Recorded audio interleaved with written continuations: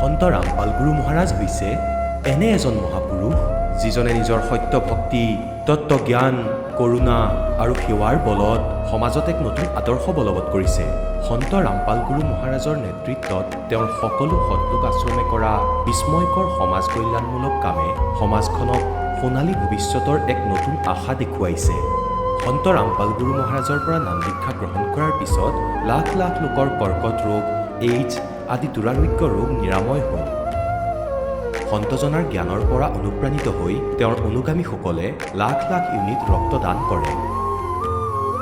সন্তজনাই লাখ লাখ ভগ্নী কন্যাৰ যৌতুকমুক্ত বিয়াৰ আয়োজন কৰালে। সন্তজনাই লাখ লাখ মানুহক ড্ৰাগছ আসক্তিৰ পৰা মুক্ত কৰিলে। কোটি কোটি ধ্বংসপ্ৰাপ্ত পৰিয়াল শান্তিত লাগিল। সন্তজনাৰ আশ্ৰমত সমাৱেশৰ সময়ত বিনামূলীয়া চকুৰ চিকিৎসা আৰু দন্ত চিকিৎসাৰ ব্যৱস্থা কৰা হয়। সন্ত ৰামপাল গুৰু মহাৰাজৰ দ্বাৰা পৰিৱেশ সুৰক্ষাৰ উদ্দেশ্যে সময়ে সময়ে বৃহৎ পৰিসৰত বৃক্ষৰোপণ কৰা হয়। সন্তজনাই আৰ্তজনক তাৎক্ষণিক সকাহ দিবলৈ এম্বুলেন্স সেৱা আৰম্ভ কৰিছে। সন্তজনাই তেওঁৰ অনুগামীসকলক তেওঁলোকৰ শৰীৰ দান কৰিবলৈ অনুপ্ৰাণিত কৰে, যাতে মানৱতাৰ সেৱা আৰু চিকিৎসা ক্ষেত্ৰত উন্নতি কৰিব পৰা যায়। সন্ত ৰামপাল গুৰু মহাৰাজৰ সকলো আশ্ৰমত প্ৰতিদিনে বিনামূলীয়া ধৰ্মভোজৰ আয়োজন কৰা হয়, য'ত প্ৰতিবাৰেই প্ৰতিটো জাতি, প্ৰতিটো ধৰ্মৰ মানুহে একেলগে বহি ভোজন কৰে।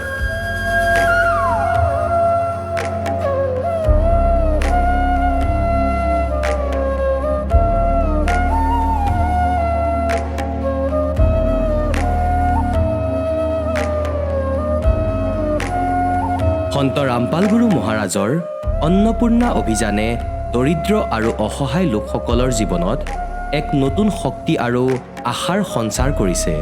ঘৰে ঘৰে খাদ্য সামগ্ৰী আৰু প্ৰয়োজনীয় সাহায্য প্ৰদান কৰি সন্ত ৰামপাল গুৰু মহাৰাজে মানুহক দুখ আৰু অসহায় অৱস্থাৰ সৈতে যুঁজিবলৈ শক্তি প্ৰদান কৰিছে।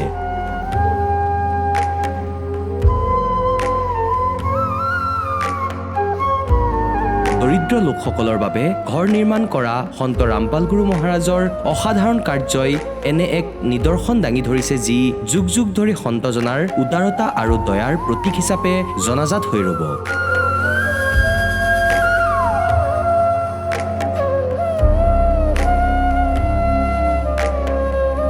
সন্ত ৰামপাল গুৰু মহাৰাজৰ আশ্ৰমত সহস্ৰাধিক বৃদ্ধ বৃদ্ধাই শ্ৰদ্ধা আৰু মৰমেৰে জীৱন যাপন কৰাৰ সুযোগ পায়। তেওঁলোকৰ থকা খোৱাৰ আৰু স্বাস্থ্যৰ সম্পূৰ্ণ দায়িত্ব সন্ত ৰামপাল গুৰু মহাৰাজে বহন কৰে। অনাথ শিশুৰ বাবে সন্ত ৰামপাল গুৰু মহাৰাজৰ সকলো আশ্ৰম বিশেষ বৰদানতকৈ কম নহয়, য'ত তেওঁলোকক শিক্ষা, সংস্কাৰ আৰু ভৱিষ্যতৰ বাবে উন্নত সুবিধা প্ৰদান কৰা হয়। বানপানী, ভূঁইকঁপ বা মহামাৰী যিয়েই নহওক, সন্ত ৰামপাল গুৰু মহাৰাজ আৰু তেওঁৰ অনুগামীসকল সদায় আৰ্তজনৰ বাবে আগৰণুৱা হৈ থাকে। ক'ভিড মহামাৰীৰ সময়ত সন্ত ৰামপাল গুৰু মহাৰাজৰ আশ্ৰমৰ পৰা কোটি কোটি লোকক খাদ্য, ঔষধ আৰু জীৱন ৰক্ষক সামগ্ৰী যোগান ধৰা হৈছিল। দুখীয়াক সকাহ কৰাই হওক বা যিকোনো শোষিত বা নিপীড়িত শ্ৰেণীৰ অধিকাৰ আৰু মৰ্যাদাৰ বাবে যুঁজ দিয়াই হওক, সন্ত ৰামপাল গুৰু মহাৰাজে সদায় তেওঁলোকৰ সকলো ন্যায্য দাবী চৰকাৰৰ ওচৰলৈ লৈ গৈছে আৰু তেওঁলোকক উপযুক্ত ন্যায় প্ৰদানৰ ক্ষেত্ৰত গুৰুত্বপূৰ্ণ ভূমিকা পালন কৰি আহিছে। সমাজত আধ্যাত্মিক আৰু সামাজিক মূল্যবোধৰ প্ৰতি সজাগতা অনাৰ প্ৰতিটো পদক্ষেপতে সন্ত ৰামপাল গুৰু মহাৰাজ মানৱতাৰ প্ৰকৃত সেৱক হিচাপে প্ৰমাণিত হৈছে। সন্ত ৰামপাল গুৰু মহাৰাজৰ জীৱনে আমাক শিকাইছে যে প্ৰকৃত সেৱা সেইটোহে যিটো নিস্বাৰ্থভাৱে কৰা হয়। আহক আমিও এই মহান সন্তজনৰ এই মহান সেৱাৰ কামত যোগ দিওঁ আৰু সন্ত ৰামপাল গুৰু মহাৰাজৰ পৰা নাম দীক্ষা লৈ আমাৰ জীৱন ধন্য কৰি তোলোঁ।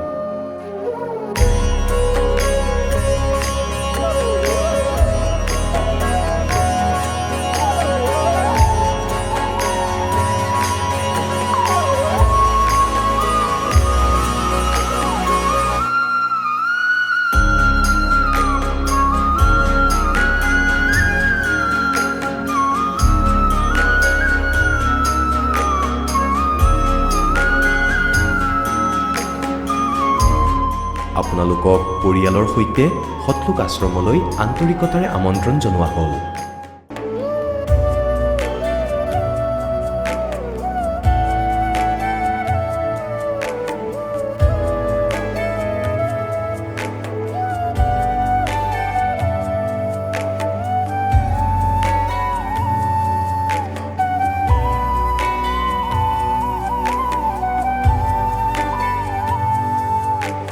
প্ৰভু ৰাম, দেৱ, ভগৱান, আল্লাহ, খুদা, যীশু আদি নামবোৰ একে শক্তিৰ। তেওঁ কেনেকুৱা, ক'ত আছে, কেনেকৈ পাব, কোনে দেখিছে? এই প্ৰশ্নচিহ্নটো সম্পূৰ্ণৰূপে আঁতৰাবলৈ অৱশ্যেই শুনিব জগতগুৰু তত্ত্বদৰ্শী সন্ত ৰামপাল গুৰু মহাৰাজৰ অমৃত বচন, সকলো পবিত্ৰ ধৰ্মৰ পবিত্ৰ শাস্ত্ৰৰ আধাৰত। নমস্কাৰ দৰ্শকসকল। যেতিয়া এজন ব্যক্তিয়ে দেৱ দেৱীৰ পূজা কৰে, ব্ৰত উপবাস ৰাখে, তীৰ্থযাত্ৰা কৰে, নাম কীৰ্তন আৰু ভাগৱত পাঠত অংশগ্ৰহণ কৰে, তথাপিও যদি জীৱনত ৰোগ, অশান্তি আৰু ঋণৰ বোজাই নেৰে, তেন্তে তাৰ কাৰণ কি হ'ব পাৰে? আজি আমি শুনাম অসমৰ শোণিতপুৰ জিলাৰ বুন্দা গাঁৱৰ নিবাসী লক্ষেশ্বৰ বসুমতাৰীৰ জীৱনৰ এক বাস্তৱ কাহিনী। তেওঁ ব্ৰহ্মা, বিষ্ণু, মহেশ্বৰ আৰু লক্ষ্মীৰ পূজা কৰাৰ লগতে শাওণ মাহত বলবম গৈ শিৱলিংগত জল অৰ্পণ কৰিছিল। নাম কীৰ্তন, ভাওনা আৰু ভাগৱত পাঠতো নিয়মীয়াকৈ অংশগ্ৰহণ কৰিছিল। কিন্তু ইমান ভক্তিৰ পিছতো তেওঁ হাৰ্টৰ সমস্যাৰ লগতে কেঁচুমূৰীয়া ৰোগত ভুগি আছিল। পৰিয়ালত অশান্তি, দেউতাকৰ নিচা আৰু আৰ্থিক সমস্যায়ো তেওঁক জুৰুলা কৰিছিল। পিছত 2019 চনত তেওঁ সন্ত ৰামপাল গুৰু মহাৰাজৰ শৰণ লৈ নাম দীক্ষা গ্ৰহণ কৰে। ইয়াৰ পিছত তেওঁৰ জীৱনত এক নতুন পৰিৱৰ্তন আহিবলৈ আৰম্ভ কৰে। স্বাস্থ্যৰ উন্নতি হয়, পৰিয়ালত শান্তি ঘূৰি আহে আৰু আৰ্থিক সমস্যাও দূৰ হয়। কেনেকৈ আহিলে এই পৰিৱৰ্তন? আহক শুনো লক্ষেশ্বৰ বসুমতাৰীৰ জীৱনৰ এই বাস্তৱ কাহিনী তেওঁ নিজৰ মুখেৰে। নমস্কাৰ ছাৰ। নমস্কাৰ, আপোনাৰ শুভ নামটো? মোৰ নাম শ্ৰী লক্ষেশ্বৰ বসুমতাৰী। আপুনি কোন ঠাইৰ পৰা আহিছে? মই অসম শোণিতপুৰ ডিষ্ট্ৰিক্ট গাঁও বুন্দাজাৰীৰ পৰা আহিছোঁ। আপুনি সন্ত ৰামপাল গুৰু মহাৰাজৰ পৰা নাম দীক্ষা কেতিয়া লৈছিল? মই সন্ত ৰামপালজী গুৰু মহাৰাজৰ চৰণত 2019 অক্টোবৰ মাহৰ 7 তাৰিখে লৈছিলোঁ। সন্ত ৰামপাল গুৰু মহাৰাজৰ পৰা নাম দীক্ষা লোৱাৰ আগতে আপুনি অন্য কিবা ভক্তি সাধনা কৰিছিলনে? হয়, মই সন্ত ৰামপালজী মহাৰাজৰ চৰণত নাম দীক্ষা লোৱাৰ আগতে মই বহুতো সাধনা ভক্তি কৰিছিলোঁ। যেনেকুৱা আপোনাৰ আমাৰ হিন্দু ধৰ্মত প্ৰচলিত ব্ৰহ্মা, বিষ্ণু, মহেশ আদি কৰি সৰস্বতী, লক্ষী যিয়ে মানে আহক ৰীতি ৰিবাজ, মানে বছৰত যিমানটো ৰীতি ৰিবাজ হয় সেই সকলো মই মানিছিলোঁ। লগতে মই আমাৰ ঘৰত মানে যোনটো বৰ্তমান মানে আমাৰ ঘৰত মই যেতিয়াৰ পৰা দেখা পাইছোঁ তেতিয়াৰ পৰা মা দেউতাই শিৱ মন্দিৰ আছিল, তাতে আপোনাৰ দেউতা মাও তাতে শিৱৰ নাম লৈছিল আৰু ময়ো সেই ভক্তি কৰি আছিলোঁ। বহুত দিন ধৰি মই শিৱৰ নামত ভক্তি কৰিলোঁ। ভক্তি কৰাৰ লগতে তাৰপিছত মই আপোনাৰ এয়া বলবম বুলি কয় আমাৰ শাওণ মাহত নহয়, যে এক ৰাতি আমি দিনটো ব্ৰত ৰাখি মানে নাখাই নুবৈ থাকি আৰু লগতে ৰাতি ৰাতভৰ মই গংগাৰ পৰা জল উঠাই, যিকোনো নদীৰ পৰা আৰু পবিত্ৰ মানে গংগা বুলি কয় আমাৰ ইয়াত, যিকোনো নদীকে সেই তাৰ পৰা জল উঠাই মানে পানী উঠাই আনি ঘটিত লৈ মানে শিৱলিংগত ৰাতিপুৱা জল চৰাইছোঁ, যিকোনো মন্দিৰত ৰাতি ৰাতভৰ গৈ আছোঁ আৰু ঠিক তেনেকুৱা এইবোৰ কৰিছোঁ। তাৰ লগতে মই 2000 চনৰ পৰা আকৌ মই মানে এয়া শংকৰ চৰণত মানে তেখেতক গুৰু বনাই আধাৰ বনাই তেখেতৰ আধাৰত চলি থকা যিবোৰ আপোনাৰ কীৰ্তন, ভাগৱত বা আপোনাৰ নামঘোষা বা যিকোনো আপোনাৰ ধৰ এয়া তিথি উপলক্ষে আৰু নামঘৰত যিকোনো নাট, ভাওনা, কীৰ্তন যি হয় এইবিলাক সকলো মই মানিছিলোঁ। আৰু লগতে এই গাঁও সমাজত যিকোনো ভাগৱত পাঠ হ'লে এইবিলাকত মই বহুতো মানে শ্ৰদ্ধা ভক্তিৰে তেখেতক গুৰু মানি মই এইবিলাক ভক্তি কৰিছিলোঁ। ছাৰ, যিহেতু আপুনি জনালে যে আপুনি হিন্দু সমাজত প্ৰচলিত পৰম্পৰাগত যিবিলাক সাধনা সেই আটাইবিলাক আপুনি কৰি আছিলে, তেনে ক্ষেত্ৰত ছাৰ আপুনি সন্ত ৰামপাল গুৰু মহাৰাজৰ শৰণলৈ কিয় আহিব লগা হ'ল? বিশেষকৈ ক'বলৈ গ'লে সন্ত গুৰু ৰামপালজী মহাৰাজৰ চৰণৰ মই এই উপলক্ষে আহিবলগীয়া হ'ল। এতিয়া সেইটো ভক্তিত থাকি যিটো মই আমাৰ ঘৰত যিটো শিৱৰ কিবা স্থাপন আছিল সেইটো মানি থাকোঁতে আৰু মই নিজেও সোমবাৰ ব্ৰত ৰাখি লগতে বলবমত মানে আমাৰ এই শাওণ মাহ আহিলে মানে সকলো হিন্দু ধৰ্মবাসীয়ে কৰে আৰু সেইটো জল মানে শিৱলিংগত মানে জল নিব লাগে সেইটো কৰিছিলোঁ।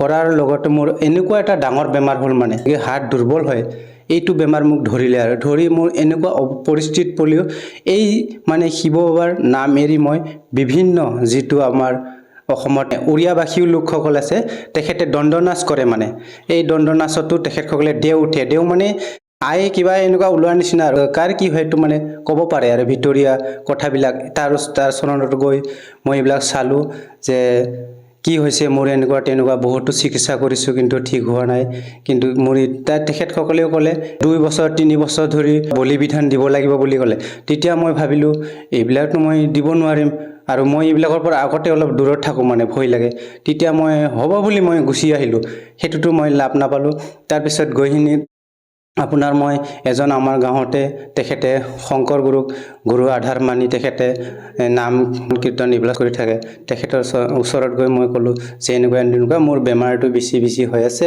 আপোনালোকৰ গুৰুৰ পৰা দীক্ষা লোৱাৰ পিছত মই ধৰ কিবা এটা লাভ পাম নেকি মোৰ এই বেমাৰটো মানে দিনে দিনে হাৰ্টৰ বেমাৰটো বাঢ়ি গৈছে লগতো এটা মোৰ আৰু পাইছ বেমাৰ হৈ আছে মানে ঠিক তেনেকুৱা এইটো ক'লোঁ তেতিয়া ক'লে তেখেতে ক'লে লৈ চাওক বাৰু কিন্তু এতিয়াতো ঠিক হ'ব না নাই এইটো ক'ব নোৱাৰোঁ তুমি লৈ চোৱা ঠিক হ'বও পাৰে নহ'বও পাৰে এইটো মই ক'ব নোৱাৰোঁ বুলি ক'লে তাৰপিছত মই ল'লোঁ লৈ সিনি আমাৰ ওচৰতে মানে তেখেতক গুৰু বনোৱা এজন শংকৰ গুৰু আধাৰত এজন গুৰু আছে আৰু শিষ্য তেখেতক মই গুৰু বনাইনি এই তেখেতৰ মানে দিয়া মতে ভক্তি বিধি যিবিলাক মানে এইবিলাক মই কৰিলোঁ 6 মাহৰ পিছত মোৰ মা দেউতাৰ লগত মিল নথকা হৈ গ'ল কাজিয়া সৃষ্টি হৈ গ'ল তেতিয়া মোৰ মানে দিনটো মই এইবিলাকত মানে য'ত শ্ৰৱণত যাওঁ এই ভাগৱতৰ কথা প্ৰচলিত হৈ থাকে তাত যাওঁ মানে মোৰ মনটো খালি ঘৰ ফালে টানে আৰু কি হ'ব আৰু কৈ থাকে যে কৃষ্ণৰ চৰণত মানে সকলো মন অৰ্পণ কৰি দেহা অৰ্পণ কৰি যদি ভক্তি কৰিলে তেখেতে চাই থাকে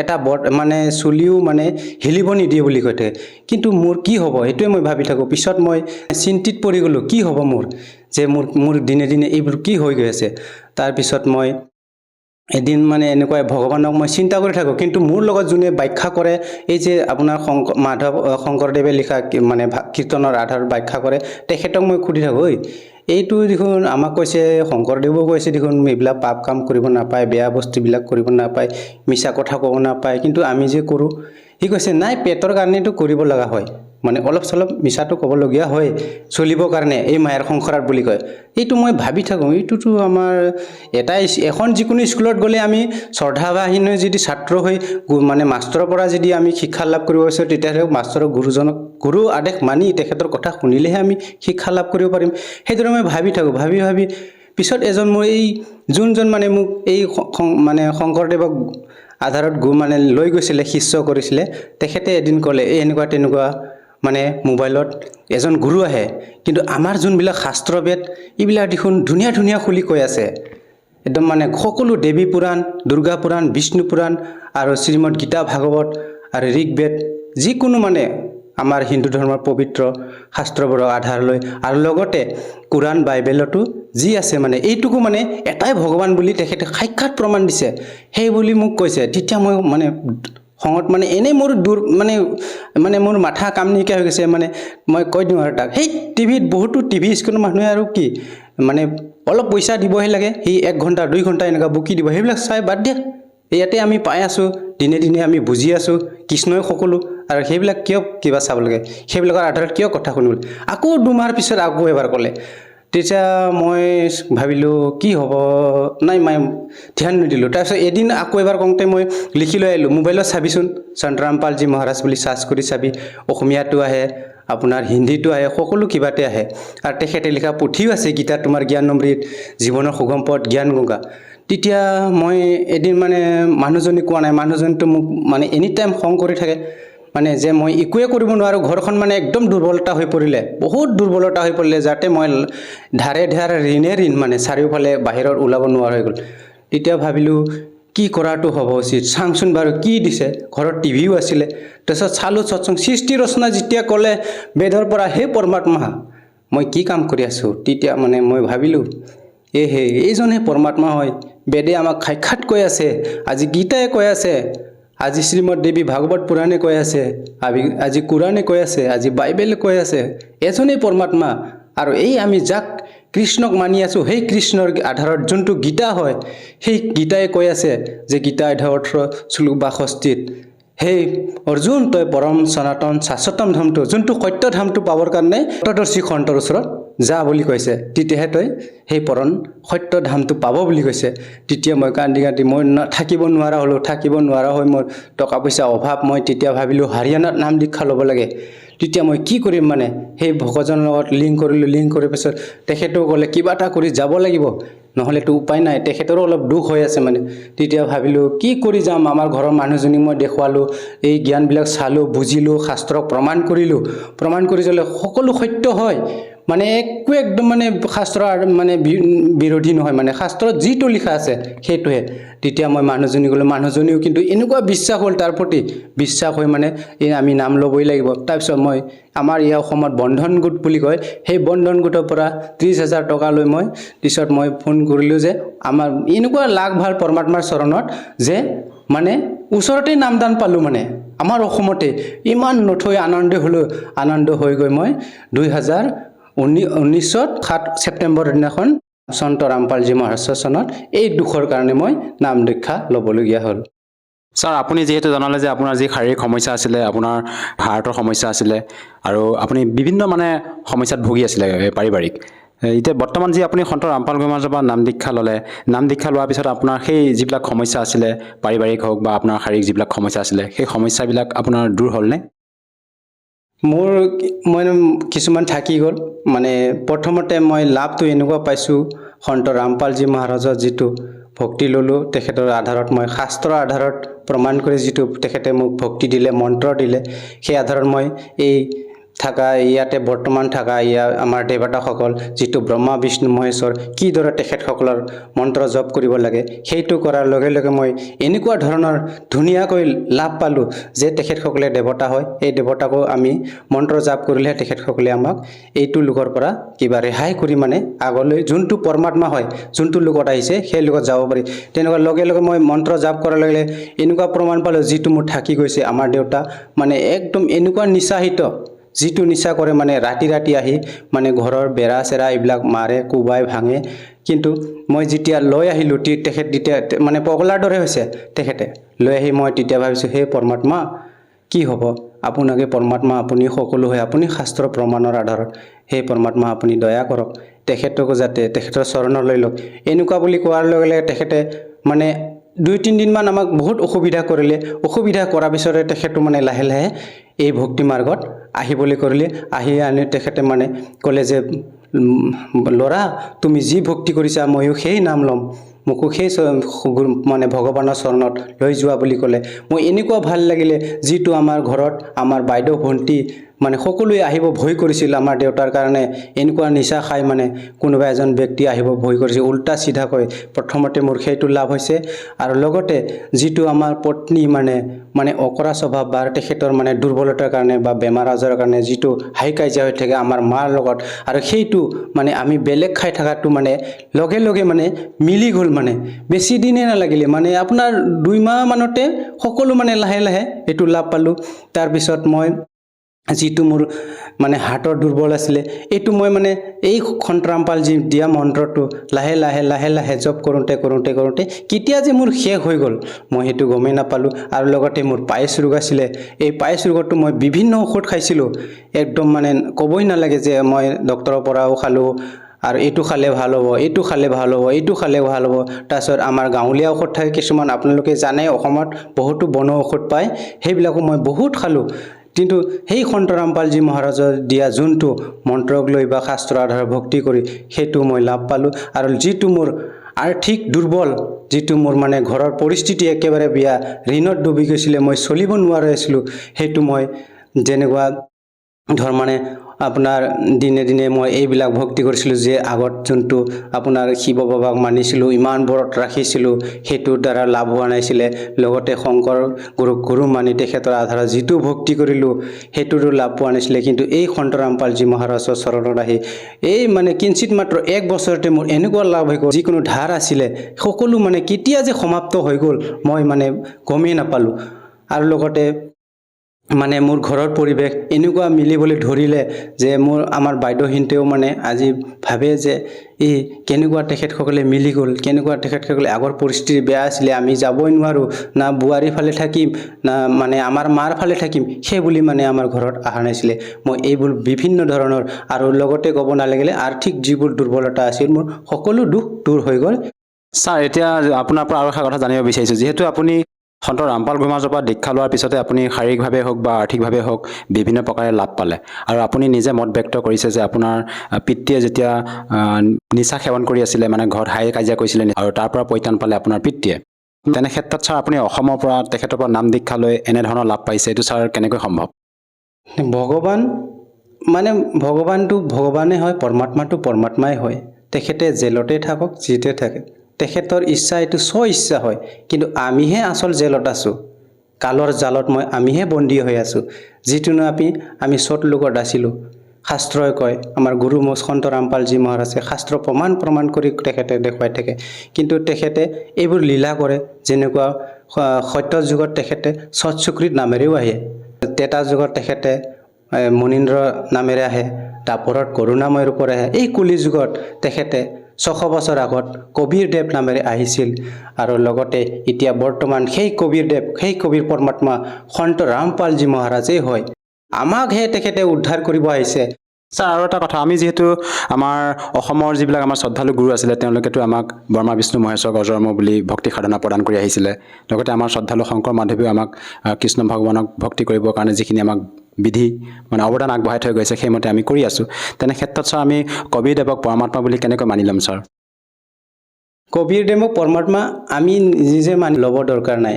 আমাৰ যিটো শাস্ত্ৰ আছে, যিকোনো আমাৰ গীতা, দেৱী পুৰাণ আৰু মই আগতে কৈছোঁ যে কোৰাণ বাইবেল, এইবিলাকৰ আধাৰতহে আমি পৰমাত্মাক চিনি পাব পাৰি।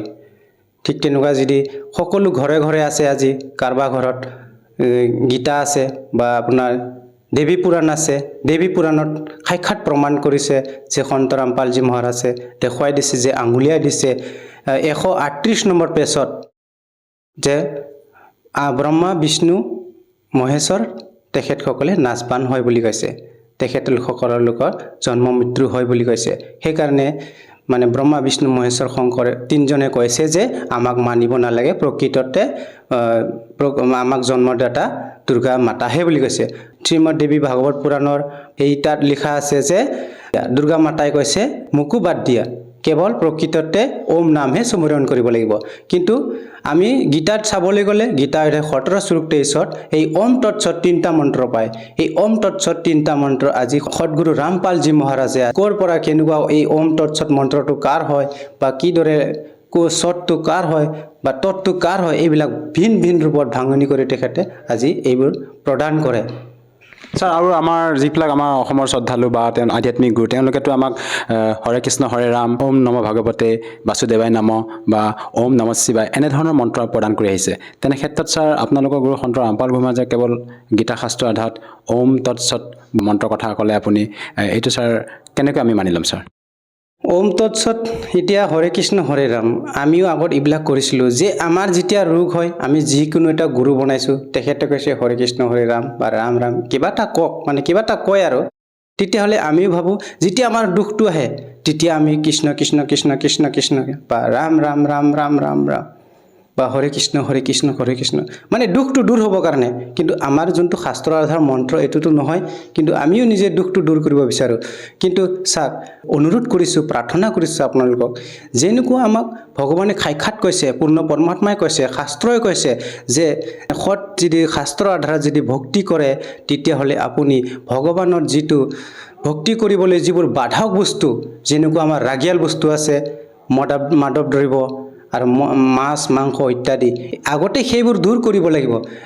সেই দূৰ কৰিবৰ কাৰণে যেনেকুৱা আমি ডক্তৰৰ ওচৰত যাওঁ, আজি চাওক ডক্তৰৰ ওচৰত যদি পেটৰ বিষ হয়, ছাৰ মোৰ পেটৰ বিষৰ ঔষধ দিয়ক বুলি ক'লে তেখেতে পেটৰ বিষৰ ঔষধ দিয়াৰ লগে লগে মই যদি সেই পেটৰ বিষৰ ঔষধটো মই খাওঁ, লগতে মই তাত দিয়া নিয়মখিনি যদি মানো, তেতিয়াহ'লে মোৰ সেই পেটৰ বিষ দূৰ হ'ব।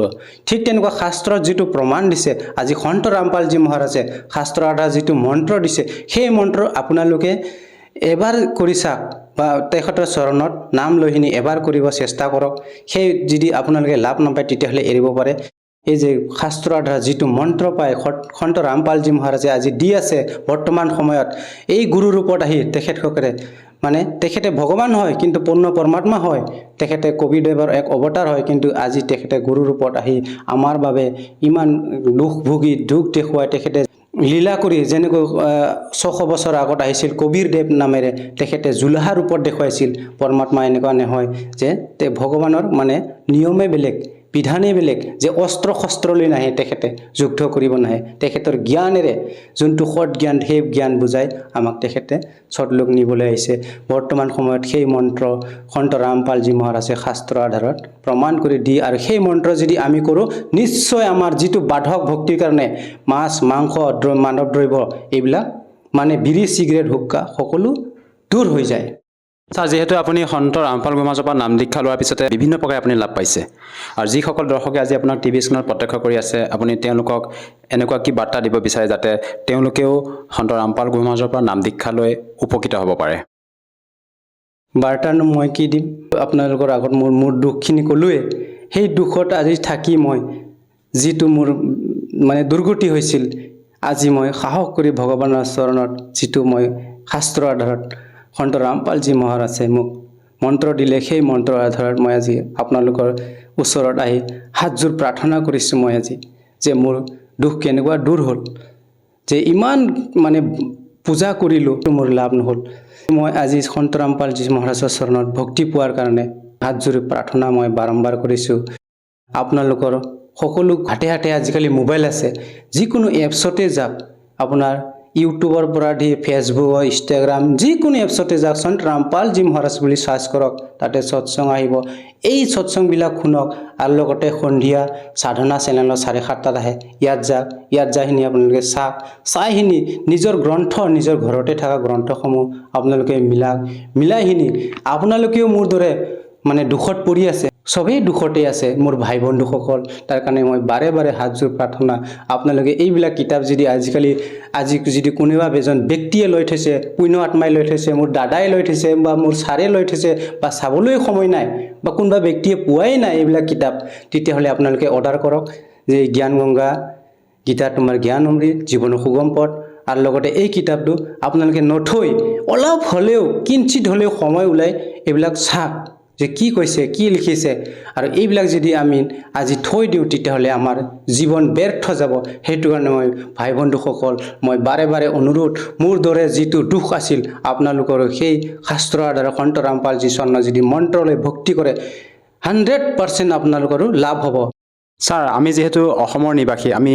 আপোনালোকৰ গুৰু সন্ত ৰামপাল গুৰুৰ মাজৰ পৰা যদি নাম দীক্ষা ল'ব বিচাৰোঁ সহজভাৱে কেনেকৈ ল'ব পাৰিম সন্ত ৰামপালজী মহাৰাজৰ নাম দীক্ষা লোৱাটো একেবাৰে সহজ বিলকুল বিনামূলীয়া কাৰণ আজিকালি সকলো হাততো মোবাইল আছে আপুনি ইউটিউবত যাওক ফেচবুকত যাওক টুইটাৰত যাওক ইনষ্টাগ্ৰামত যাওক যিকোনো এপছতে যাওক আৰু নহ'লে সন্ত ৰামপালজী মহাৰাজৰো এটা এপছ আছে সেইটোও ডাউনলোড কৰি ল'ব পাৰে তাতে আপুনি ডাউনলোড কৰাৰ লগে আপোনাৰ সৎসং বুলি লিখি দিয়ক তাতে সৎসং আহিব বিভিন্ন ভাষাৰে আপোনাৰ কোনটো লেংগুৱেজত লাগে অসমীয়াত লাগে নাই এইটো আহিব আহাৰ লগে লগে তাতে আপোনাৰ সেইটোত মানে স্ক্ৰীনত এটা নম্বৰ আহে সেই নম্বৰটোত আপুনি ফোন কৰক ফোন কৰি আপুনি কোনটো ডিষ্ট্ৰিক্টত আছে কোনটো ষ্টেটত আছে সেইটো আপোনাক জনাই দিব জনাই দিয়াৰ লগে লগে আপুনি ওচৰত থকা সেই নামদানত আপুনি বিনামূলীয়াকৈ 1 টকা খৰচা নোহোৱাকৈ আপুনি নিশ্চিতভাৱে নাম ল'ব পাৰিব ধন্যবাদ থাকিল ছাৰ সৎসাই দৰ্শকসকল আপোনালোকে শুনিলে সন্ত ৰামপাল গুৰু মহাৰাজৰ পৰা নাম দীক্ষা প্ৰাপ্ত কৰি সুখী হোৱা ভকতৰ অনুভৱ এতিয়া চাওক জগতগুৰু তত্ত্বদৰ্শী সন্ত ৰামপাল গুৰু মহাৰাজৰ মংগল প্ৰবচন গতিকে এই যিসকল নামক ডক্তৰ তেওঁলোকে কয় সমাজে বেয়া পাব যদি শ্ৰাদ্ধ কৰিব মানা কৰোঁ দেৱী দেৱতাৰ পূজা কৰিব মানা কৰোঁ তেন্তে সকলো বিৰোধী হৈ যাওক তেওঁলোক সেই নাম মাত্ৰ ডক্তৰ যিসকলে এনেকৈ ভাবে যে বেয়া পাব নালাগে যদিও এওঁলোকৰ নাশ হয় আৰু এটা হ'ল চাৰ্জন এবাৰ বিষ হ'ব কিন্তু সদায়ৰ বাবে সুখ হ'ব সমগ্ৰ মানৱ সমাজৰ আৰু সেয়া কৰিহে এৰিম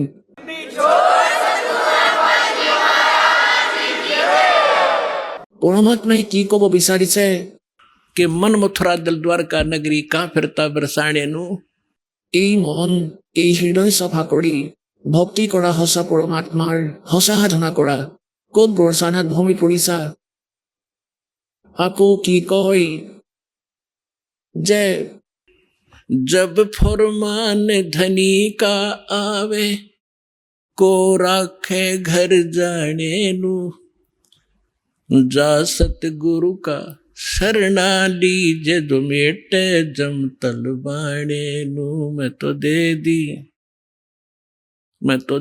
दी है बालम याने नू मैं तो दे दी है बालम याने। এতিয়া গৰিবদাস সাহিত্যে কি কৈছে যে যি সময়ত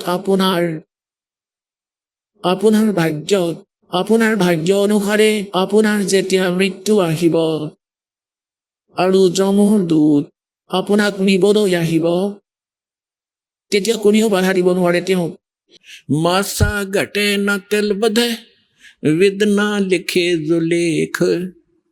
গতিকে কেনেকৈ ইয়াত কি ক'ব বিচাৰিছে যে যদি আপোনাৰ মৃত্যুৰ সময় আহি গৈছে, যদি আপুনি 30-40-50 বছৰীয়াই হওক, 10 বছৰ বা 2 বছৰীয়াই হওক, 4 বছৰীয়া হওক, তেতিয়া আপোনাৰ মৃত্যু হ'বই হ'ব। আৰু কি কৈছে যে তালবানা মানে যেনেকৈ চমন আহে কৌটৰ পৰা, সেই উচ্চ কৌটৰ পৰা বা ৰাষ্ট্ৰপতিৰ ফালৰ পৰা যদি ষ্টে পাই যায় তেতিয়া সেই চমনো ঘটি যায়। গতিকে ইয়াত কি ক'ব বিচাৰিছে कि जब फुरमान धनी का आया, আদেশ আহি গ'ল বিধাতাৰ যি বিধান বনাই থৈছিলে। গতিকে को राखे घर जाने नू और जा सतगुरु का शरणा लीजे मेटे जम तलबाने नू। धर्मराज दरबार में देई कबीर तलाक, मेरे भूले चुके हंस को तू पकड़िए मत कजाक। बोले पुरुष कबीर से धर्मराज कर जोड़े, तुमरे हंस को पकड़ो नहीं मुझे 2 लाख करोड़े। তাৰ পিছত কি কৈছে ধৰ্মৰাজে বিনতি কৰিলে যে প্ৰভু হে পৰমেশ্বৰ, ইয়াৰ এটা বিধান আছে আমাৰ এই লোকৰ যে যেনেকুৱা কৰ্ম যিয়ে কৰিছে সেই দুয়োটাই ভুগিব লাগিব, পুণ্যও পাপো। গতিকে মই সেই দণ্ডটো দিবই লাগিব, তাৰ কিবা সমাধান কওক। তেতিয়া কি কৰিছে कि कर्मों से तीरथ थे अब जपते कबीर कबीरे, कर्मों से तीरथ हैं वो अब जो जपे कबीरे, उनको तो पकड़ना पड़ेगा और जड़नी पड़े जंजीरे। হে মোৰ সাধ্য নহয়, মোৰ বিধান পৰমাত্মা। তেতিয়া পৰমাত্মা কবীৰদেৱে ক'লে যে कर्म भरम ब्रह्मांड के मैं पल में करहूं नेसे, जिन हमरी 2 दी सो करो हमारे पेसे। কোৱা হয় ये कर्म भरम তুমি ইয়াত ইহঁতক মিছগাইড কৰি বেয়াকৈ অত্যাচাৰ কৰি আছা। ये कर्म भरम ब्रह्मांड के मैं पल में कर दूं नेस, এইবোৰ চিঙি পেলাম, এইবোৰ শেষ কৰি দিম। और जिन्होंने मेरी दोहाई दी वो करो हमारे पेश, তেওঁৰ একাউণ্টটো নল'বা তুমি। এই জ্ঞান দাসে শুনাই থাকে পৰমাত্মাৰ অমৰ বাণী আছে, কোনো নাটকৰ গান নহয়। সেই পৰমেশ্বৰে কোৱা সঁচা বিধান এয়া, আৰু তেনেকুৱাই হ'ব। পৰমাত্মাই কৈছে যে কোনোবাই যদি এনেকৈ কয় তোমাক যে মই সেই পৰমেশ্বৰ কবীৰদেৱৰ ভগত, তেওঁৰ একো হিচাপ নল'বা, যি মোৰ সত্য সাধক হয়। যদি তেওঁক তুমি ভুলতিও আনিছা তেন্তে মোৰ ওচৰলৈ পঠিয়াবা। এজন ভগতে কৈ আছিলে যে ৰাতি মই শুই আছিলো আৰু 2টা ভয়ংকৰ কিবা আহিল আৰু মোক ক'লে যে ব'লা তুমি। মই উঠি যাব ধৰিলো তেওঁৰ লগত, আৰু যেতিয়া গৈ পালো এটা ডাঙৰ বিল্ডিং দেখা পালো। তেওঁৰ ওচৰলৈ গৈ সুধিলো যে তুমি মোক ক'লৈ লৈ গৈ আছানো? ক'লে যে মই তোমাক ধৰ্মৰাজৰ ওচৰলৈ লৈ যাম আৰু তাত তোমাৰ হিচাপ পাতি হ'ব, তাৰ পিছত যি আদেশ হ'ব তোমাৰ তাৰ পিছৰখিনি পিছত কম। তেতিয়া ক'লে যে তুমি যমৰ দূত নেকি? ক'লে হয়। তেতিয়া তেওঁৰ এইটো কথা মনত পৰিল, মই জ্ঞানত শুনিছিলো গুৰুদেৱে কৈছিলে পৰমাত্মা কবীৰদেৱৰ কথা, ভগতক যমৰ দূতে ধৰিব নোৱাৰে।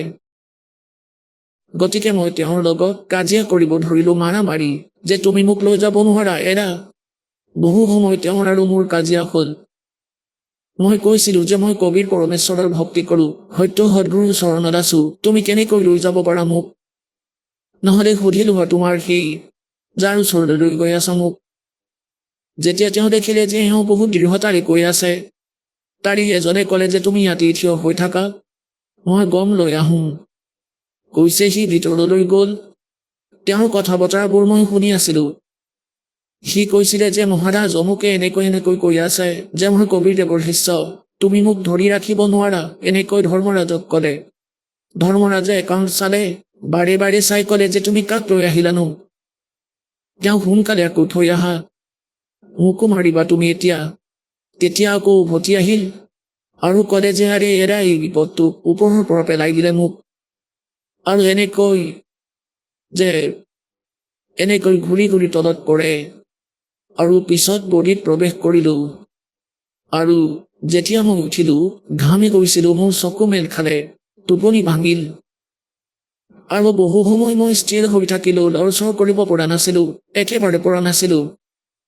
যদি মোৰ শৰীৰৰ স্থিতি এনেকুৱা নহ'ল হয়, মই সপোন বুলি ভাবিলো হয়।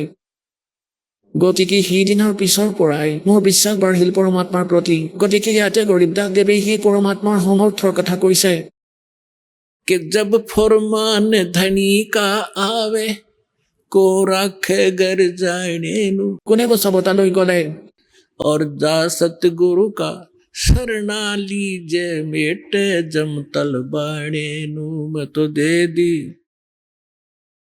बालम याने नु, मैं तो दे दिए बालम याने। उत्तर दक्षिण पूरब पश्चिम तो फिरता दाणे दाणे नु। এই সমৰ্থবানজনৰ শৰণলৈ আহিলে আপুনি ইমান উন্নতি কৰিব, অলপ কামতেই বহুত সুখ, বহুত ফল পাব। আৰু আপুনি ভুল সাধনা কৰি কৰ্ম বেয়া কৰিলে, নিজৰ ভক্তি নাশ কৰি দিলে। যিবোৰ সাধনা আপুনি কৰি আছে, ইয়াৰ পৰা আপুনি কোনো বেনিফিট নাপায়। ইয়াত কি কৈছে? उत्तर दक्षिण पूरब पश्चिम फिरदा दाणे दाणे नु। सर्व कला सतगुरु साहेब की हरि आणे नु। তুমিতো কোৱা যে ভগৱানক আমি লগ নাপাওঁ, কিন্তু ভগৱান হাৰিয়ানা লৈ আহিল, মোক লগ পালে সত্যলোকলৈ লৈ গ'ল, আকৌ এৰি দিলে।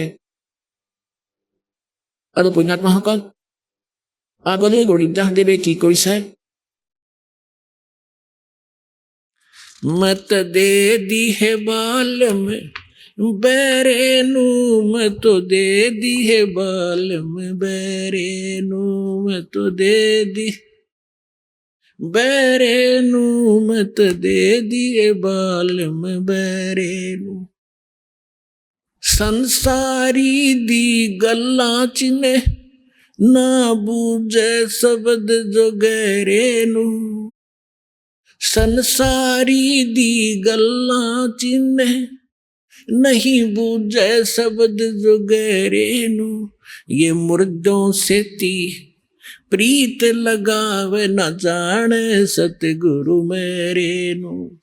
मुर्दों से ती प्रीत लगावे न जाने सतगुरु मेरे नु। मैं तो दे दी है बालम बैरेनु, मत दे दी है बालम बैरेनु।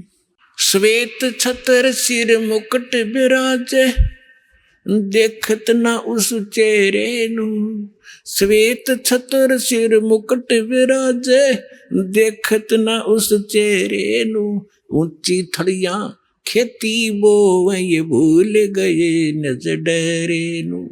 ऊंची थड़ियां खेती बोवे ये भूल गए नच डरे नु। मैं तो दे दी बैरे नु, मैं तो दे दी है बालम बैरे नु। मैं तो दे दी बैरे नु, मैं तो दे दी है बालम बैरे। ये संसार समझदा नहीं कहंदा शाम दोपहरे नु। ये संसार समझदा नहीं कहंदा शाम दोपहरे नु। गरीब दास ये वक्त जात है रोवोगे इस पैरे नू गरीब दासिए वक्त जात है रोवोगे इस पैरे नू मत दे दी है बालम बैरे नू मत दे दी है बालम बैरे नू ऊंची थलियां खेती बोए ये भूल गए हैं नज डेरे नू ऊंची थलियां खेती बोए ये भूल गए नज डेरे नू गरीब दास ये वक्त जात है रोवोगे इस पैरे नू गरीब दास ये वक्त जात है रोवोगे इस पैरे नू मैं तो दे दी बैरे नू मत देती হে বালম বেৰে এতিয়া ইয়াত কি ক'ব খুজিছে পৰমাত্মাৰ জ্ঞান হওক গৰীবদাস চাহেবদেৱে যে যদি আপুনি কোনো মিত্ৰক ভনী ভাইক বা কোনো ওচৰৰ সম্পৰ্কীয়ক কিবা যদি ক'ব বিচাৰে এই জ্ঞানৰ বিষয়ে তেওঁ কেতিয়াও শুনিব ইচ্ছা নকৰে কাৰণ তেওঁৰ ওপৰত মনে প্ৰভাৱ পেলাই আছে মন হেজি আৰু সেই ব্যক্তিকে যদি কোনোবাই এনেকৈ কয় যে কলৈ যোৱা ভাই তেওঁ ক'ব মই যাওঁ অমৰনাথলৈ তেওঁক যদি কৈ দিয়া যে কেদাৰনাথলৈ গ'লে বহুত লাভ হয় তেতিয়া ক'ব যে তুমি যেতিয়াই যোৱা মোকো লৈ যাবা নো অবজেকশ্যন কোনোবাই সোমবাৰে ব্ৰত ৰাখে যদি তেওঁক কোনোবাই এনেকৈ কয় যে শুক্ৰবাৰৰ ব্ৰতে বহুত ফল দিয়ে তেতিয়া সুধিব কোৱাচোন কেনেকৈ কৰে তৎক্ষণাতে মানি ল'ব গতিকে ইয়াত পৰমাত্মাই কয় মত দে দি বালম বেৰে নু আৰু সংসাৰী দি গল্লা চিনে সাধাৰণ মানুহে ক'লে মানি লয় আৰু না বুজে শব্দ গেৰে নু এই গভীৰ জ্ঞানৰ বিষয়ে কোনেও সুধিব নিবিচাৰে কোনেও জানিব নিবিচাৰে গতিকে কি কয় संसारी दी गल्ला चिने नहीं बुझे शब्द जो गहरे नू ये मुर्दों से ती प्रीत लगावे न जाने सतगुरु मेरे এতিয়া যেনেকৈ প্ৰত্যেক গাঁৱতে কোনো পুখুৰীত বা কোনো অন্য স্থানত কোনো সন্ত সাধক মৰিলে মৃত্যু প্ৰাপ্ত কৰিলে তেওঁৰ স্মাৰক বনাই দিয়া হয় তাতে মূল দুৱাব ধৰে সকলোৱে সমগ্ৰ গাঁও তেওঁলোকে কয় যে আমাৰ ককাক পূজা কৰি আছো পাৰি বিবেকেৰে কাম কৰা চাওক ঠিক আছে সেই সন্তজন ভাল হ'ব পাৰে সেইবাবে পূজা কৰি আছা কিন্তু সেই সময়ত সেই জীয়াই থকা সময়ত তেওঁ সন্তজন যিয়েই নহওক যি ভক্তি সাধনাই নকৰক তেওঁ তাৰ পৰা সেই সময়তো লাভ ল'ব পাৰিলেহেঁতেন যেতিয়া বৰ্তমানত আছিলে এতিয়াতো তেওঁৰ মহিমাহে ঠিক আছে সন্মান কৰে কিন্তু মুক্তি নাপায় লাভ নাপায় যেন কোনোবা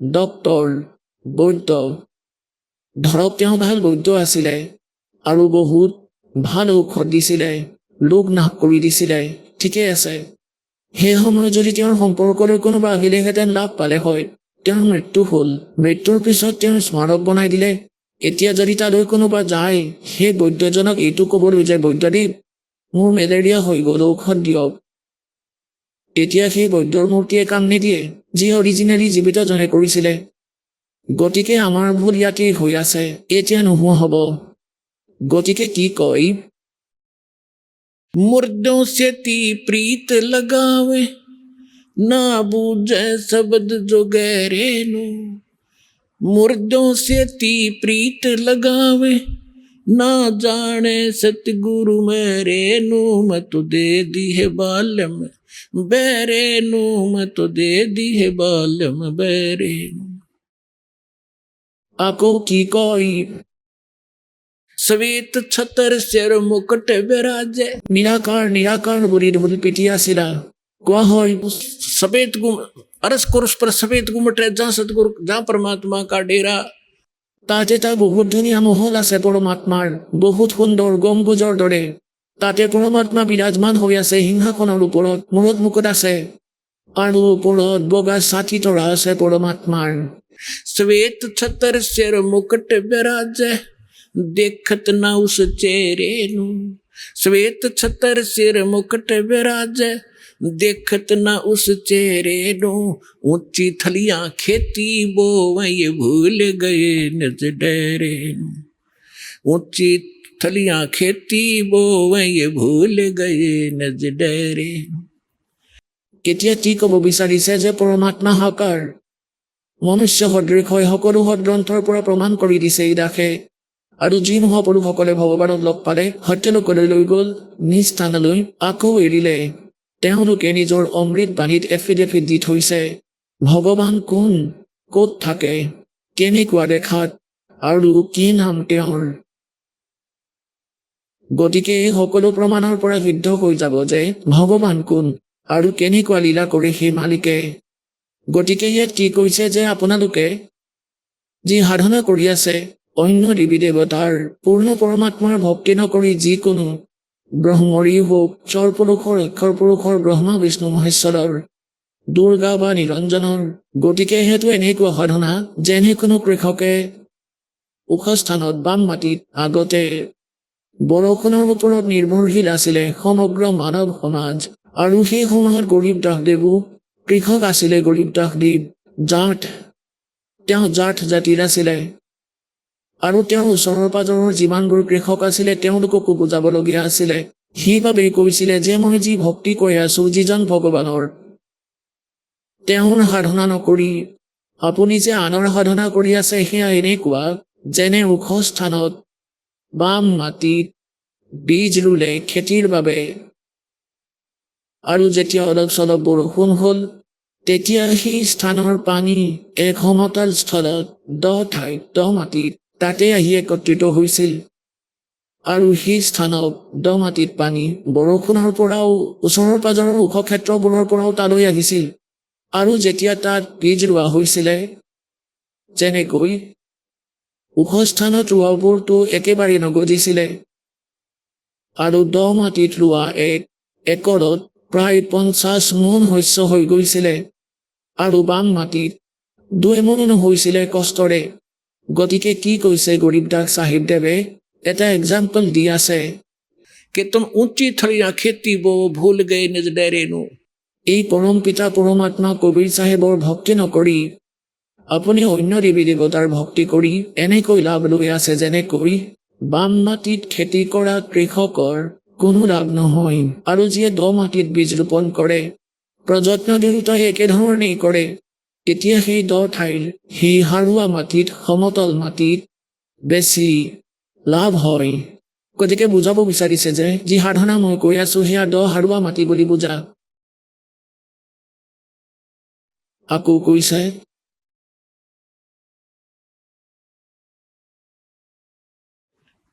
गोता मारूं स्वर्ग में जा बैठूं पाताले, गरीबदास ढूंढता फेरूं अपने हीरे मोती लाल। चारों युग में मेरे संत पुकारे और कूक कहा हम हेल रे, हीरे माणिक मोती बरसे ये जग चुगता ढेल रे। এতিয়া পৰমাত্মা কবিৰ দেৱৰ পৰা প্ৰাপ্ত জ্ঞানক কেনেকৈ বিশ্লেষণ কৰি আছে গৰীব দাসদেৱে কৈ আছে যে কবিৰ চাহেবে কৈ আছে যে মই 4টা যুগত আহিছো, ভাল আত্মাবোৰক লগ কৰিলো, তেওঁলোকক তত্ত্বজ্ঞান আৰু যথাৰ্থ স্থানৰ সৈতে পৰিচিত কৰালো, সৎভক্তিৰ সৈতে পৰিচিত কৰালো। আৰু এই चारों युग में संत पुकारे और कूक कहा हम हेल रे, हीरे माणिक मोती बरसे ये जग चुगता ढेल रे। আমি তত্ত্বজ্ঞান আৰু যথাৰ্থ সৎ সাধনাৰূপী হীৰা মুকুতা লাল বিলাই আছো, আৰু আপোনালোকে এই জ্ঞানৰ সৈতে পৰিচিত নোহোৱাৰ বাবে এই লাল আৰু হীৰা মুকুতা গ্ৰহণ নকৰি শিল বালি আন উপাসনাৰূপী শিল পাথৰ একত্ৰিত কৰি আছে, যিয়ে তোমাক পিছলৈ একো লাভ নিদিয়ে। সেয়াই ইয়াত প্ৰমাণিত কৰি আছে।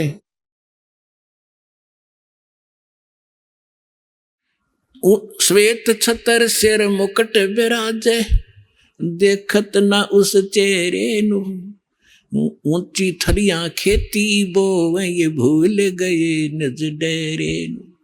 पर भी लेन जात है दुनिया, हमरा ज्ञान किन्हे ना सुनिया।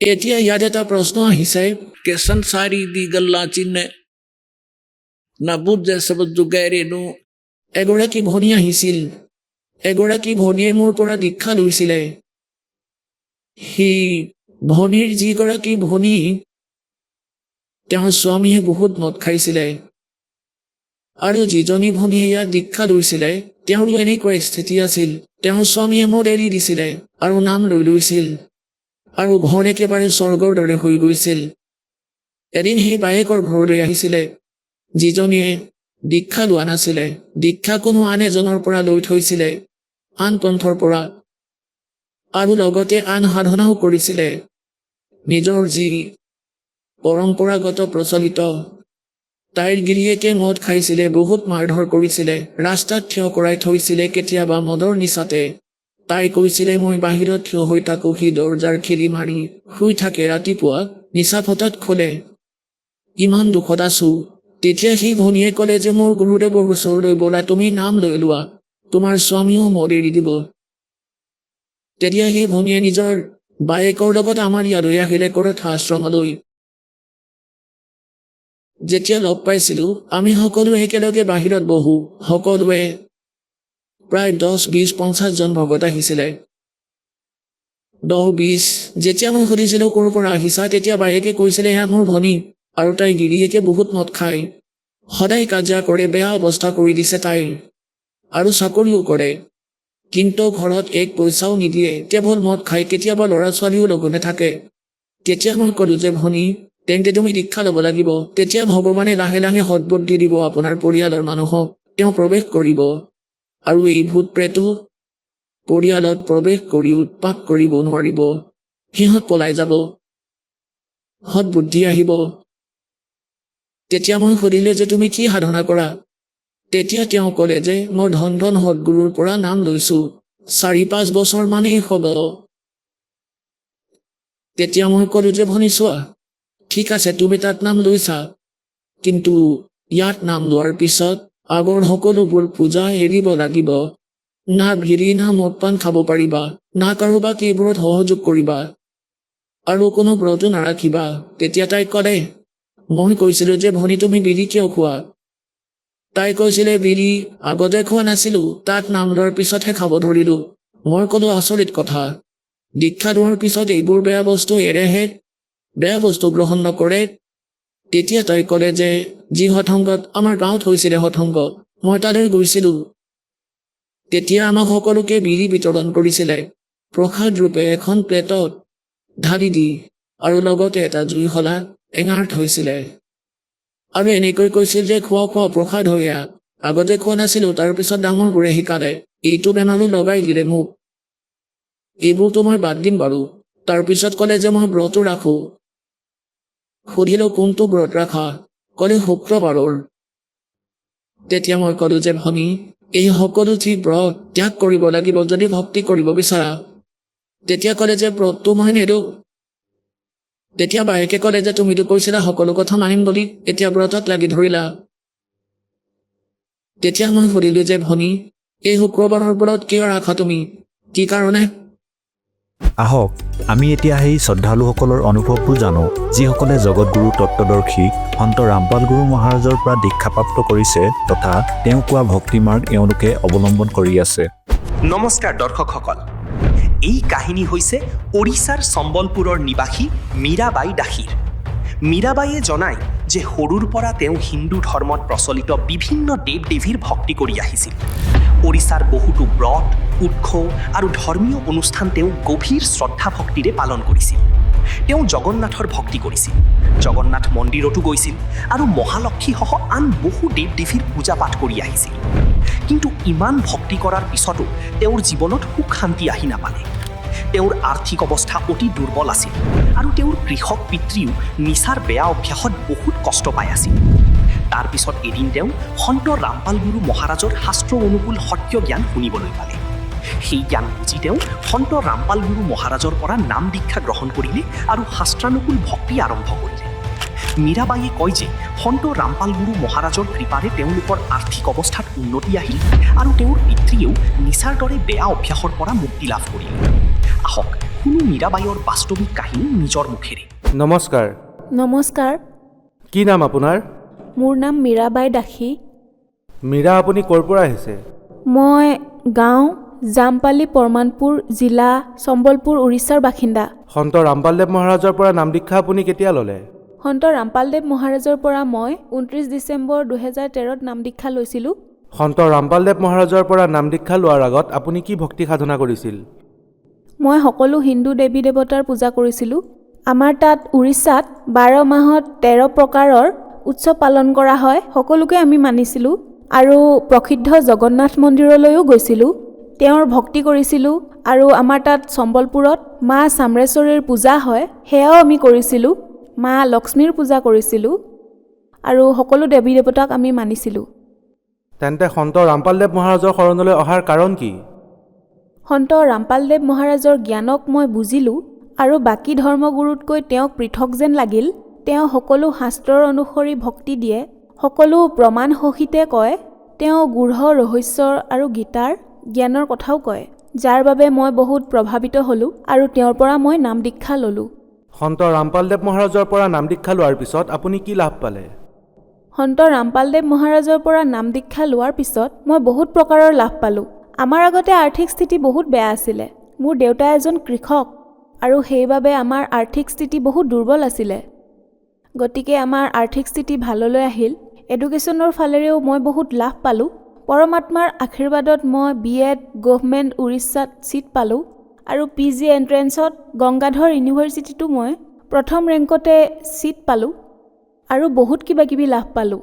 মোৰ দেউতাই এবাৰ শস্য সিঁচি থকাৰ সময়ত তেওঁ খেতিত বিষাক্ত যি কীটনাশক দ্ৰব্য ব্যৱহাৰ কৰিছিলে, সেই সময়ত নাকৰ জৰিয়তে তেওঁৰ শৰীৰত প্ৰৱেশ কৰিছিলে আৰু গোটেই শৰীৰত বিষ বিয়পি গৈছিল আৰু আমি বুৰ্লা হস্পিটেলত আমি এডমিট কৰালোঁ আৰু তেওঁৰ স্বাস্থ্য বেয়াৰ ফালে গৈ আছিল। কিন্তু সন্ত ৰামপালদেৱ মহাৰাজৰ দয়াত তেওঁ একেবাৰে সুস্থ হৈ গ'ল। শস্য সিঁচি থকাৰ সময়ত এজন ল'ৰা সেইটো বছৰতে মৰি গৈছিলে আৰু বহুত বেয়া অৱস্থা হৈ গৈছিল। 94% গোটেই শৰীৰত বিষ বিয়পি গৈছিলে। তেওঁৰ বচাৰ আশা বহুত কম আছিলে, কিন্তু পৰমাত্মাৰ দয়াত মোৰ দেউতা লাহে লাহে তেওঁ সুস্থ হৈ উঠিল আৰু বৰ্তমান একেবাৰে সুস্থ। সন্ত ৰামপালদেৱ মহাৰাজৰ পৰা নাম দীক্ষা লোৱাৰ আগতে মোৰ দেউতাই বহুত মদো খাইছিলে, মাছ মাংস বহুত বেছিকৈ খাইছিল। কিন্তু পৰমাত্মাৰ দয়াত আমি এই সকলোবোৰ যি বেয়া অভ্যাস আছিল সেই সকলোবোৰ এৰিলোঁ। মীৰা, আপোনাৰ কোৱালিফিকেশ্যন কি? বৰ্তমান মই BEd ছেকেণ্ড ইয়েৰত আছোঁ আৰু পঢ়ি আছোঁ। মীৰা, আপুনি এগৰাকী এডুকেটেড পাৰ্চন আৰু সন্ত ৰামপালদেৱ মহাৰাজৰ বিষয়ে কোৱা হয় যে তেওঁৰ লগত মানুহবোৰ অন্ধশ্ৰদ্ধাৰ সৈতে জড়িত, এনেকুৱা নেকি? আমাৰ সন্ত ৰামপালদেৱ মহাৰাজৰ শিষ্যসকলে কোনো ধৰণৰ অন্ধ শ্ৰদ্ধা ভক্তি নকৰে, শাস্ত্ৰ অনুকূল ভক্তি কৰে, যি পৰমাত্মাই টিভিৰ মাধ্যমেৰে সকলোবোৰ প্ৰমাণ সহিতে খুলি খুলি দেখুৱাই কয়। আমাৰ সকলো ধৰ্মৰ যিবোৰ পবিত্ৰ গ্ৰন্থ আছে, সকলো গীতা, বেদ, কোৰাণ, 6খন শাস্ত্ৰ, 18খন পুৰাণ, সেইবোৰৰ আধাৰতে আমাক জ্ঞান দিয়ে। তেওঁ কোনো জ্ঞান নিজে মনে সাজি নিদিয়ে, তেওঁ শাস্ত্ৰ অনুকূলেহে ভক্তি কয়। গতিকে শ্ৰদ্ধালুসকল, বৰ্তমান শিক্ষাৰ অৰ্থ কেৱল উপাৰ্জন কৰাই নহয়, শিক্ষাৰে আমি পৰমাত্মাক বিচাৰি পাব পাৰোঁ। গতিকে সেই ভক্তিয়ে আমি সন্ত ৰামপালদেৱ মহাৰাজৰ দ্বাৰা কৰোঁ। মীৰা, আপুনি উৰিষ্যা ৰাজ্যৰ পৰা আহিছে, গতিকে যিসকলে উৰিষ্যা ৰাজ্যৰ পৰা আপোনাক টিভিত চাই আছে, আপুনি কি ক'ব বিচাৰিব? সকলোৱে পৰমাত্মাৰ শৰণলৈ আহক। যিমানবোৰ মোৰ ভাই ভনী আছে সকলোকে মই হাতযোৰ কৰি অনুৰোধ কৰিছোঁ, গোটেই পৃথিৱী সংসাৰৰে পৰমাত্মা কবীৰ চাহেবৰ ৰূপত সন্ত ৰামপালদেৱ মহাৰাজ আহিছে। তেওঁৰ জ্ঞানক বুজি পঢ়ক আৰু তেওঁৰ সৎসংগ চাওক আৰু তেওঁৰ পৰা নাম দীক্ষা লৈ তেওঁৰ দ্বাৰা আপুনি নিজৰ কল্যাণ কৰোৱাওক। সন্ত ৰামপালদেৱ মহাৰাজৰ পৰা নাম দীক্ষা কেনেকৈ ল'ব পাৰি? সন্ত ৰামপালদেৱ মহাৰাজৰ পৰা এনেকৈ নাম দীক্ষা ল'ব পাৰি। সন্ত ৰামপালদেৱ মহাৰাজৰ সৎসংগ বহুতো টিভি চেনেলত আহে আৰু তলত তেওঁৰ আশ্ৰমৰ কণ্টেক্ট নম্বৰ দিয়ে। গতিকে তাৰ পৰা নম্বৰ লৈ আপোনাৰ ওচৰৰ নামদান কেন্দ্ৰৰ বিষয়ে জানক আৰু যোগাযোগ কৰি আপুনি নাম দীক্ষা ল'ব পাৰে। ধন্যবাদ। সৎ চাহেব।